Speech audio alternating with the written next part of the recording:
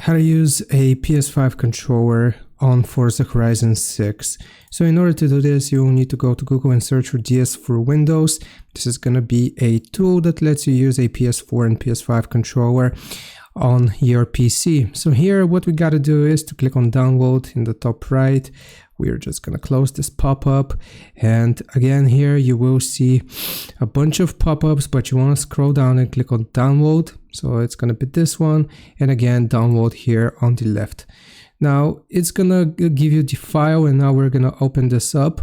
So here what we have to do is to extract the folder. So we're gonna right click, extract all, and extract it right here, and you will get the file here. So let me just minimize all of this and get it here. So you will get the file. So you want to find DS for Windows and click on it.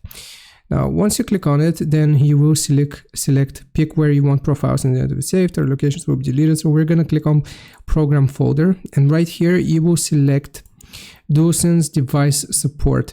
Now you can use this one as well, or leave this one as well, and basically any one which you want. So basically for our tutorial, we will leave it for DualShock 4 and DualSense, the controllers for PS5. And we are just gonna close this. Now once you close it, you will click on yes here, and you will need to install this driver, so VGM bus driver.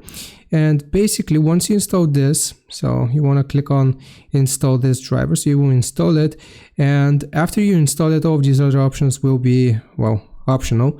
So you can close this, and after you open Forza Horizon 6, it is going to let you use your PS5 controller on it. So I hope this helps. Leave a like and sub. I'll see you next time.